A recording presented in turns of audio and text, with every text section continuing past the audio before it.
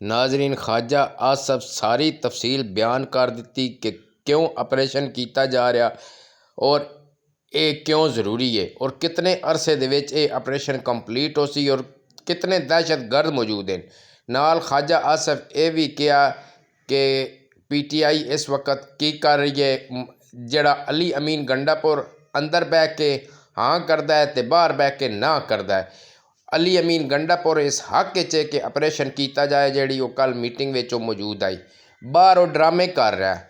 नाजरीन चलो हुण चलते हैं वीडियो की तरफ, तुहानूं ये ख्वाजा आसफ दीयां सारियां गल्लां सुनवाने हैं। महरूमी का एहसास जो है we have to take care of that. अगर हो गए, एक तो काइनेटिक पार्ट हो गया, लेकिन दूसरा आपको खासतौर पर बलूचिस्तान में बहुत सारे लोगों से बात भी करनी पड़ेगी, लोगों को मैं उसी पे आ रहा था, लेकिन मेरी एक मैं उसको अंडर प्ले नहीं करना चाहता, उसकी अहमियत अपनी जगह जो आपने बात की है।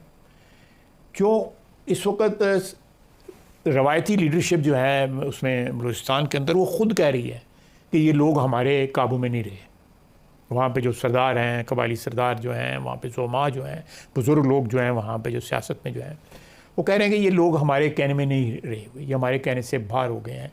वो जिम्मेदारी डालते हैं वफाक के ऊपर कि जी आपने बहुत देर कर दी है इस मसले को हल करने में, जो भी मसला था। अब ये मसला जो है ना नौजवान नस्ल के हाथ में आ गया है और वो हमारी नहीं सुनते। जो पहाड़ों पे चढ़ गए, पहाड़ों में तो 50 की दहाई से चढ़ते हैं। इसकी बुनियाद जो है, अगर आप इस सारी तारीख़ में जाएँ, नवाब नरोज़ ख़ान जो बलूचिस्तान की तारीख़ का एक बहुत बड़ा नाम है, उनको पहाड़ों से नीचे लाया गया, ट्रीटी थी, एक अरेंजमेंट के तहत उनको नीचे लाया गया और उनको फांसी दे दी गई। Flagrant violation of the understanding, इतनी बुरी जो है किसी खिलाफ वर्जी जो है एक वर्ड ऑफ ऑनर, एक मुआहदे की जो है जो अयूब खान ने की और उनको फांसी लगा दी। बुगटी वाले मामले में दोबारा गलती तो उसके बाद फिर हुआ। उसकी जिम्मेदारी किस पे है बुगटी वाले वाकई? जनरल मुशर्रफ अकेले का फैसला? जी बिल्कुल, जनरल मुशर्रफ उस वक्त इक़्तिदार कुल उसके पास था जिस वक्त ये वाक़या हुआ है, किसी और के पास तो नहीं था। आप ये तो नहीं कहेंगे शौकत अजीज़ के पास था या किसी और वज़ीर आज़म के पास था। तो वो तो देर जिस तरह एक फंक्शनल रोल अदा कर रहे थे, बाकी power rested with the president Musharraf. You have to understand कि यहाँ पे हमारे दो डिक्टेटरों ने अपने आप को फोर्टिफाई करने के लिए, अपना इक़्तिदार महफूज करने के लिए, अपने इक़्तिदार को तूल देने के लिए जो है, पहले जनरल जहाँ ने अफ़गानिस्तान में इंटरवीन किया, वो जहाज़ नहीं था। मैं आपके सामने बिल्कुल बादशाह, वो जहाज़ नहीं था। आप लोग तो उसके साथ थे? बिल्कुल साथ थे। आप लोगों की गलत पॉलिसी? मैंने असेंबली के फ्लोर के ऊपर उस रफाकत का जो है ना उसकी माफ़ी मांगी। लेकिन उस जहाज़ को सपोर्ट करने की भी तो माफ़ी मांगनी चाहिए। बिल्कुल, मैं तो ओपनली कई सालों से इसको क्रिटिसाइज़ कर रहा हूँ। कोई जहाज़ नहीं था, वो जंग थी बड़ी पावर्स की, वो सोवियत यूनियन अमेरिका की जंग थी, हम वहाँ पे चमचे थे उस जंग के अंदर।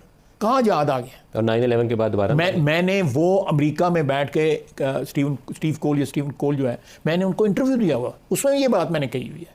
मैंने कहा कैसा जहाज़ जो है, मैंने कहा यहाँ आके आप उनको वाइट हाउस में बुला के जो है रोटियाँ खिलाते थे, वो जो जिन लोगों को आज आप टेररिस्ट कहते हो। आई थिंक रेगन ने उन्हें व्हाइट हाउस में मिले थे उनसे अमेरिका में। बिल्कुल मैंने ये कहा उधर, मैं आपको क्लिप भिजवाऊंगा जो मेरे इंटरव्यू। लेकिन 9/11 के बाद हम दोबारा नहीं काम किया जो 9/11 के बाद जो है फिर जनरल मुशर्रफ साहब को सपोर्ट की ज़रूरत थी, लेजिटिमेसी की ज़रूरत थी, पीछे एक बिग पावर जो है उसकी पुष्टपनाही की ज़रूरत थी। उन्होंने पूरी कौम को झोंक दिया जो है 9/11 के बाद जो है। अब 9/11 के मुताबिक ये सारे सवालात जो है अमेरिका में पूछे जा रहे हैं कि 9/11 के पीछे आखिर है कौन था। वो तो यहाँ बैठा हुआ था, जो भी टेररिस्ट थे तो यहाँ पहाड़ों में कहीं बैठे हुए थे, वो बैठ के 9/11 उसके जो है। आपको शुबा है कि उसामा बिन लादेन था या नहीं था? देखें, ये तो एक स्टेटेड है ना, तारीख का हिस्सा बन चुका हुआ है कि उसमें अफ़गानिस्तान की साजिश तैयार हुई थी और वो बंदे जो है। अब तो आप वज़ीर दिफा सारी इतलात होंगी आपके ख्याल में सारा कुछ? नहीं, मैं इस किस्म की चीज़ें तो अब क्या डिस्कस होनी है, इस चीज़ को जो है 25 साल गुजर गए हैं इस सारे मसले को जो है।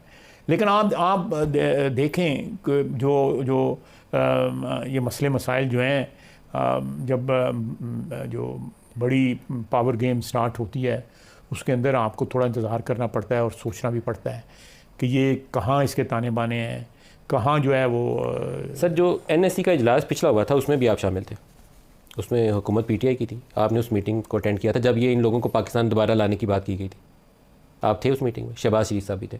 उस मीटिंग के बाद हमने बहुत से लोगों से सवाल किया, मेरी ये आप लोगों पे तनकीद है, उस पर शहबाज शरीफ साहब जनरल बाजवा की तारीफ़ें करते रहे थे, उनको क्वेश्चन नहीं कर सके कि आप क्यों वापस इनको ला रहे हैं, किस पॉलिसी के तहत ला रहे हैं, किस कानून के तहत ला रहे हैं। ये बातें उस वक्त डिस्कस नहीं करनी चाहिए थी।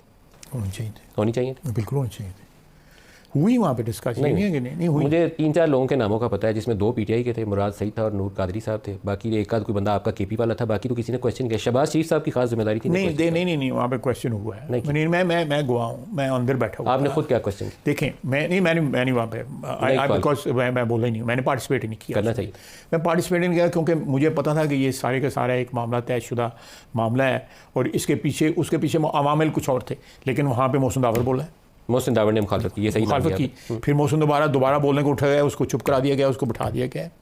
मेरा ख्याल है अली वजीर वाज आल्सो देयर। केपी वाले भाई, मैंने आपको 3-4 लोग हैं केपी वाले बोले। मोहसिन दावर खास सही नाम दिया। कुछ क्वेश्चंस जो हैं वो किए गए हैं वहाँ पे, लेकिन जो आप जो कह रहे हैं वो वाकई वो बात नहीं हुई कि उसकी जो आउटराइट जो है उसको कन्फ्रंट करना जो है। बड़े अपोजिशन लीडर वहाँ शहबाज शरीफ थे, उनको एक पोजीशन लेनी चाहिए थी। ये नहीं कहना चाहिए था कि जनरल साहब आपकी स्ट्रेटजी और आपकी हिकमत अमली है जिसकी वजह से पाकिस्तान में अमन आ रहा है।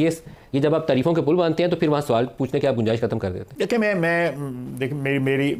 मुझे उसकी तकरीर याद नहीं है, लेकिन मुझे इतना पता है कि वहाँ पे बहुत से लोगों ने एक आउटराइट उसको कंडेम या आउटराइट उसको अपोज, हो सकता है कम लोगों ने किया हो, लेकिन लोगों ने अपनी रिजर्वेशंस का इजहार ज़रूर किया था कि इसमें जो पोशीदा जो ख़तरात हो सकते हैं वो भी क्या have you taken care of those dangers और those possibilities which could effect KP and rest of the Pakistan. Imran Khan की काबीना में गई, इमरान खान की काबीना जो है वो खामोशी से वही 2 बंदे और वो फिर आगे निकल गई।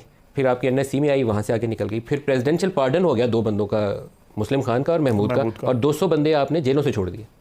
उसके ऊपर भी हम नहीं बोले, तो फिर तो कसूरवार हम सारे हैं सर। देखिए, मेरा मतलब है कि ये पॉलिसी जो है वो तो बेबी जो था, ये इख्तरा या जैन की सोच थी, वो इमरान खान और जनरल बाजवा और जनरल फैज़ की थी। आप कह सकते हैं कि हमें जितनी फोर्स के साथ या जितनी शिद्दत के साथ हमें अपोज करना चाहिए था, perhaps in hindsight we are wiser today, लेकिन उस वक्त हम इसकी जो रेमिफिकेशंस जो हैं, इसके असरात को जो है सही तरह गेज नहीं कर सके। उस पॉलिसी के नतीजे में कितने लोग अफगानिस्तान से पाकिस्तान आकर दोबारा रीसेटल हुए?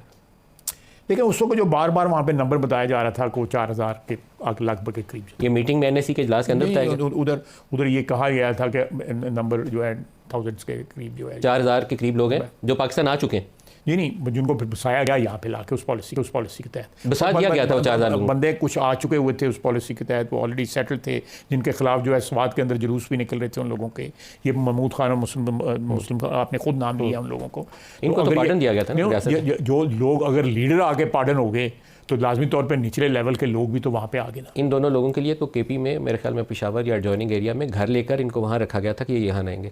स्वात में वो जो लोग आए थे वो बॉर्डर पार करके दूसरी तरफ से आ गए थे, जिसके ऊपर लोग बाहर निकल आए थे। लेकिन नंबर 4000 के ऊपर हमने उस वक्त की एस्टेब्लिशमेंट से पूछा तो वो कहते थे 4000 का नंबर कहाँ बात किया, हमने बताया नहीं। वो तो सारे केपी में आके फैल गए, जो आज जो जहाँ पे आके तश्कीलें रह रही हैं जिनकी तरफ ये वही लोग हैं। ये तश्कीलें स्वात में भी आई थी, यही तश्कीलें बाकी इलाकों में भी आई थी। बिल्कुल वही मैं कह रहा हूँ, तो इनकी तरफ रहती थी ना जो वहाँ से लोग आए। आपका ख्याल है कि उस वक्त की एस्टेब्लिशमेंट ने अप्रूवल से आने दिया था? बिल्कुल उनके पास अप्रूवल से आया था। फिर बाद में हमने वाइप आउट क्यों नहीं किया? वाइप आउट क्यों नहीं किया? उस वक्त से जंग लड़ी, आज 2 साल से जंग लड़ी जा रही है टेररिज्म के खिलाफ जो है, जो शिद्दत आई है, जो ये सारी जो एक मल्टीप्लाई हुई है सारी की सारी, पिछले 2-2.5 साल से जंग लग रही है। आप बताएं कब से ये जंग लड़ी जा रही है? बलूचिस्तान में जो मैं गया हूँ वहाँ पे, इस बात को भी 2.25 साल हो गए। तो उस वक्त भी मैं यही प्रॉब्लम लेके गया वो था। जो लोग बलूचिस्तान में आए वो कहाँ से आए? बलूचिस्तान में जो है मैं समझता हूँ कि वो उनमें ज़्यादातर लोग जो है ना वो वहीं उसी सिस्टम में, ये मेरी असेसमेंट है सर। लेकिन उनके ताने माने ज़रूर हैं, ईरान में भी हैं, उधर भी हैं, क्योंकि दोनों साइड पर बलूचिस्तान है। ये मीटिंग के अंदर भी कहा गया कि सपोर्ट इंडिया से भी है, अफगानिस्तान से भी है और ईरान से भी है, पैसा भी आ रहा है, फंडिंग आ रही है। देखें वहाँ पे एक्चुअली जब हमने वहाँ पे हमला किया है वो इनके हाइड आउट पर ही हमला किया है ना, जो बॉर्डर के पार था। तो वो एक बॉर्डर है, उसकी एक लामतनाही सिलसिला है वहाँ पे रेगिस्तान का। और बॉर्डर के पार कितने लोग हैं जिनको आप ख़त्म करना चाहते हैं? ये नंबर कम है। कितना नंबर? ये जो बलोची टेररिस्ट है, खैर ये अब ये इतनी इन्फॉर्मेशन मैं टेलीविजन पे बैठ के तो नहीं दे सकता कि वो भी सुन रहे होंगे कि मैं कितने नंबर कह रहा हूँ। In thousands and in hundreds? No, they are in, आप कह सकते हैं लो 4 फिगर्स। Lower 4 figures. तो उनके लिए हमारी हिकमत अमली क्या होगी? दोबारा काइनेटिक ऑपरेशन करने पड़ेंगे?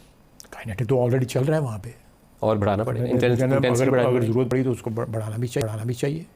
क्योंकि ये जो आपका गाड़ी वाला वाक़या है, नौशकी वाला वाक़या है, ये इधर बन्नू में उसके बाद तो there no holds barred. No hold part, बिल्कुल मैं वाइप आउट करेंगे। बिल्कुल होना चाहिए। अगर वाइप आउट नहीं करेंगे तो अल्टीमेटली आज नहीं, कल नहीं, परसों नहीं, तो स्टेट के लिए एक बड़ा भयानक किस्म का ख़तरा बन जाएंगे। मीटिंग के अंदर 3 माह का भी कहीं तज़किरा हुआ कि 3 माह में ऑपरेशन करने के लिए फ्री हैंड दिया जाए इन लोगों को? नहीं, मुझे कम से कम याद नहीं है। 3 महीने की मुद्दत का तज़किरा नहीं? नहीं, मैं मुझे बिल्कुल इस मीटिंग में ये मुद्दत का मुझे याद नहीं है। ओपन एंडेड ऑपरेशन होगा, कोई टाइम फ्रेम नहीं होगा कि 2 माह 4 माह? नहीं, it should be minimum possible जो है को इफेक्ट नज़र आने शुरू हो जाएंगे। No time frame? मैं अब कल टाइम फ्रेम की जो है बात नहीं हुई। बात नहीं हुई? बात हुई होगी, लेकिन मैं आई कैन नॉट रिकॉल जो है। अगर हुई भी होगी तो मैं नहीं बताऊंगा। क्या ये बताया गया कि मैं वो भी नहीं बताऊंगा बिकॉज उसकी प्रोसीडिंग्स तो क्लासिफाइड है। श्योर। केपी और बलूचिस्तान के कितने अंदर ये ऐसे दहशतगर्द मौजूद हैं, टेररिस्ट मौजूद हैं, मुसल्ला लोग मौजूद हैं जिनकी सफाई करनी है? ये तादाद हमें पता है? देखें, ये जो है केपी तालिबान जो है ना, जिनको हम पाकिस्तानी TTP जिसको कहते हैं, वो जो है आप कह सकते हैं मीडियम 4 फिगर्स में है पाकिस्तान के अंदर। वहाँ पे किसी ने बोला शायद 5-6 हज़ार की नंबर की बात, मीडियम 4 फिगर। तो यही नंबर कोर्ट हुआ मीटिंग में? मैं बैंकर की ज़ुबान इस्तेमाल कर रहा हूँ ना, तो वो लेकिन अक्रॉस जो है ना वो जो है इससे ज़्यादा है। वो 35,000 के करीब लोग हैं शायद। नहीं, वो फैमिलीज मिला के बच्चे 40,000 के करीब, बीवियाँ बच्चे उनकी औरतें मिला के। लेकिन आर्म्ड वहाँ पे जो है ना, मेरा ख्याल है कि ये अगर यहाँ 4-5 हज़ार हैं तो वहाँ पे उस वक्त 7-8-9 हज़ार, यानी टोटल आप कह सकते हैं 12-13 हज़ार जो आर्म्ड फाइटर्स हैं वो दोनों तरफ 12-13 हज़ार के करीब। इनमें से कुछ ऐसे भी हैं जिनको आपने बातचीत के जरिए इंगेज करना है, या पहला मरला सिर्फ यही है कि उनको मार के कमज़ोर करना है? नहीं, मेरा ख्याल है पहले सॉफ्ट करना पड़ेगा उनको। करना पड़ेगा, बिल्कुल करना चाहिए। मैं तो एक पॉलिटिशियन की चीज़ से बात कर रहा हूँ, I am not a military strategist. Sir, लेकिन एक बड़ा सवाल ये है कि जब लास्ट टाइम आप ऑपरेशन शुरू किया था ज़रब अज़ब के वक्त, और कराची में भी आपने ऑपरेशन किया था, तो आपने मिलिट्री कोर्ट्स की प्रोविजन डाली थी सनसेट क्लॉज के साथ। अभी भी इस्टेब्लिशमेंट के हल्कों का ख्याल यह है कि दोबारा हमें इन दहशतगर्दों के केसेस फिर मिलिट्री कोर्ट्स में ले जाने, उसके लिए क्या करेंगे? मेरा ख्याल है कि जो उस वक्त जो कुछ किया गया था और एक कंसेंसस थी, सारी की सारी कौम जो है उस पर इकट्ठी थी, और उसके पार्लियामेंट ने भी जो है पूरी एक इज्तिमाई जो है वो सपोर्ट उसकी की थी। करनी चाहिए, दोबारा करनी चाहिए, मिलिट्री कोर्स दोबारा बनानी चाहिए। I am in favour of military. आपकी जमात सपोर्ट करेगी इसको? जी, हम सपोर्ट करेंगे। कल मीटिंग में इस पर डिस्कशन हुई? मीटिंग में नहीं हुई। मौलाना फजल रहमान या पाकिस्तान तहरीक इंसाफ या दीगर अपोजिशन जमातें वो इस पर क्या मौक़िफ़ इख्तियार करेंगी? वो बड़ा मानी खेज़ होगा, उसके बगैर आपको आगे बढ़ाते हुए पोलिटिकल मैदान में कह लीजिए चैलेंज दरपेश होगा एक। देखें, PTI ने तो अपने मौक़िफ़ का जो है वो इजहार कर दिया है कि वो तो कहते हैं जी हम ऑपरेशन के हक़ में नहीं है। हक़ में नहीं है, ये उन्होंने स्टेटमेंट दी है। लेकिन अंदर अली मीन गंडापुर साहब इजलास में थे, उन्होंने क्या कहा? उन्होंने आप कह सकते हैं कि बैन जो है हमायत भी की है, और उन्होंने मैं समझता हूँ कि ही वॉज ऑन बोर्ड। जो आपका ख्याल है वो ऑन बोर्ड थे? जो गुफ्तगू जो उसका सम टोटल मैं बता रहा हूँ कि ही वॉज ऑन बोर्ड। उन्होंने क्रिटिसिज्म जो है एक रस्मन जो है क्रिटिसिज्म भी किया है। किस चीज़ पे क्रिटिसाइज़ किया? जनरली कि हमारे साथ जाती हो रही है, मेरे लीडर के साथ जाती है। वो तो उन्होंने कहा दहशतगर्दों के पर्चे हमारे ऊपर बनाए हुए हैं तो हम दहशतगर्द हैं, ये तो उन्होंने बोला। ये उन्होंने कहा है, लेकिन दहशतगर्दी के पर्चे मेरे पे भी बने हुए हैं। तो मैंने कोई अच्छा काम तो नहीं है ना, आपसे बनाना। ये अच्छा काम नहीं है, किसी भी हुकूमत को नहीं करना चाहिए। तो इससे तौबा कर लेते, उसी इजलास में बैठ के तौबा कर लेते ताकि असल दहशतगर्दों के ऊपर मुकदमे बनने शुरू। देखें, ये मेरा ख्याल है कि इस वक्त फोकस जो है ये जो बाद में क्या कहते हैं मॉपिंग अप